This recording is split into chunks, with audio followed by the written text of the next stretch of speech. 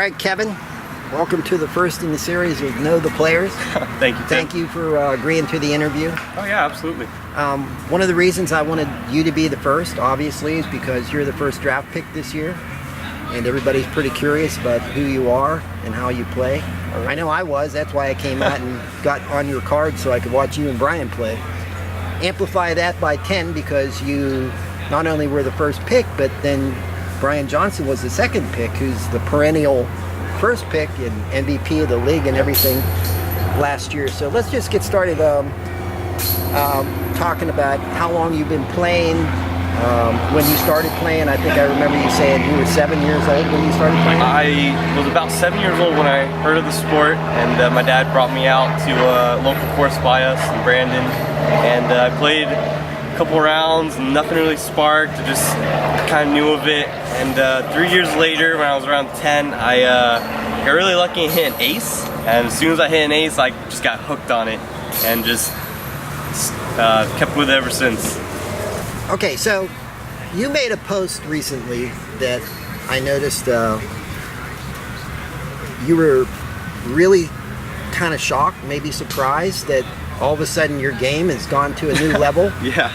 I mean, you shot 32 down and you beat all the MPO players. You're still an amateur. You're in the advanced group. I hear you're going to Junior Worlds. I am. I'll be traveling up to Emporia, Kansas this year to be competing in Junior Worlds. So I can't wait. Awesome. So you beat the MBO players. So tell us a little bit more about this thing that happened to you, where it seemed like you went to the next level. What? I mean, everybody wants that to happen. Right. I decided about 2 months before Coachman Classic that I was going to give Coachman Classic my all, and right after Coachman Classic, I also had the Orlando Open. So I decided that 2 months before Coachman Classic, I was just going to practice every day. And it started with developing my sidearm a lot more. I decided that I was going to go to the field every day and I was going to practice my putting every day. I went to the field for about an hour every day going up into the Coachman Classic, and I just worked on my sidearm and just strengthened my backhand more. And the main thing that I would say helped was the putting every day. I didn't necessarily putt for like 30 minutes. I putted for like an hour to an hour and a half. And I just focused on my putting and just tried to strengthen that. That was probably the biggest part, and it really just showed off in the Coachman Classic. It all came together finally. All of my hard work was really transitioning over into my game, and I was just super happy that it did. And it just proves that you just gotta stick with it and keep practicing. That is awesome.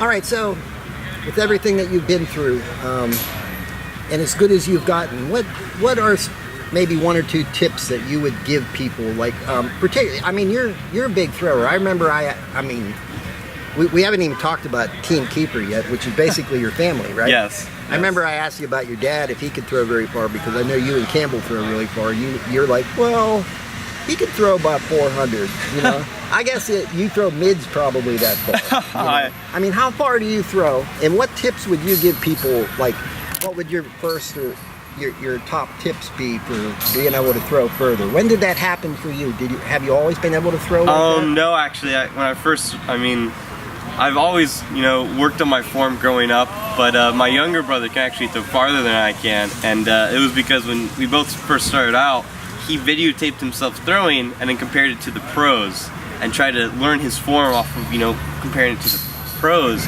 And I want to say when I was around 12, I was like, why am I not doing this? Why am I not learning from you? Because you can throw so much farther than me.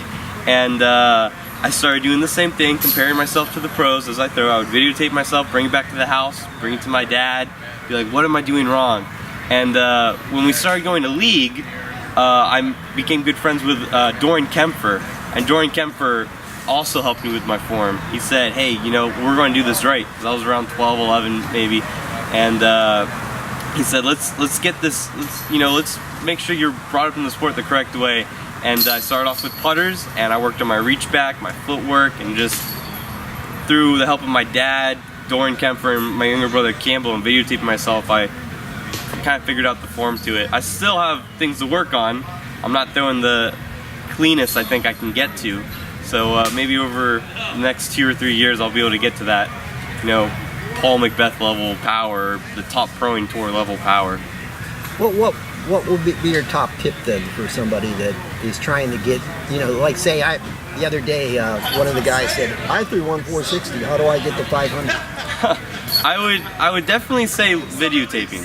You know, that was a huge step, because you don't get to see yourself like in the moment. You don't get to, unless you're videotaping it in slow motion, you don't get to see your little flaws. And being able to videotape and then trying to work on one thing at a time, that really helped. So definitely videotaping yourself and comparing to the pros. So it's all about the good pure form. Yes, it's all about, it doesn't matter how, you know, tall or lanky you are, or you can be any height. Like, I think Paul Macbeth is the perfect proof of it. You can be 5'8" and throw well over 550. Exactly. Well, thanks a lot for taking a few minutes. Good luck in your match tonight. I guess you're going up against another pro, Zachary Smith. Yep, I'll be going up against Zach Smith. What are you anticipating there tonight?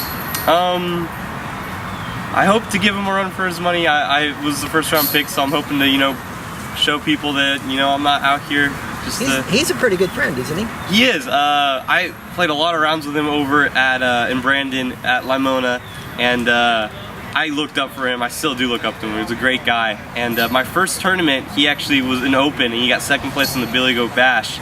And I just remember thinking, how can that dude shoot 900 par out here? And just so cool to be able to compete against him on the same level. So I'm really looking forward to it. Thanks a lot, and good luck tonight. Thank you.